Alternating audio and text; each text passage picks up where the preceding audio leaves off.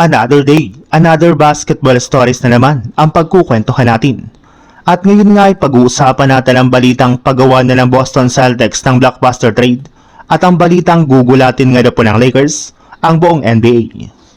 Hindi nga po ikinatuwa ng mismong front office ng Boston Celtics ang pag-choke ng kanilang team mula sa pagkakaroon nila ng 3-1 na kalamangan sa kanilang first round series laban sa Philadelphia 76ers. At dahil nga po sa nangyaring ito ay plano na nga po ng kanilang management na gumawa muli ng malalaking move sa darating na offseason. Alam naman nga po ninyo na pinatatanggal pa lang naman nga po last year ng Celtics ang majority sa kanilang mga championship players para makabuo ng bagong lineup.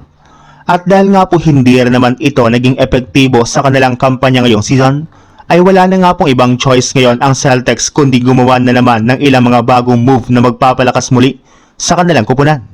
Pero hindi nga po katulad last year, posible nga na po tayong makakita sa Celtics ng mas malaking move katulad na lang ng pagkuha nila ng bagong main superstar na magpapalakas ng gusto sa kanilang lineup. Kaya kailangan na nga po talagang pakaabangan ng mga fans ng Boston Celtics ang gagawin ng team sa mga susunod na buwan. Sa ibang balita naman, isang talo na lang naman nga po ng Lakers sa kanilang serye laban sa OKC Thunder ay magtatapos na nga po dito ang kanilang kampanya. Hindi na naman nga po makakahabol pa sa kanilang serye ang kanilang superstar na si Luka Doncic. At sa galawan pala nga po nila sa Game 3 ay kita nga po na wala talaga silang palag sa ating defending champions.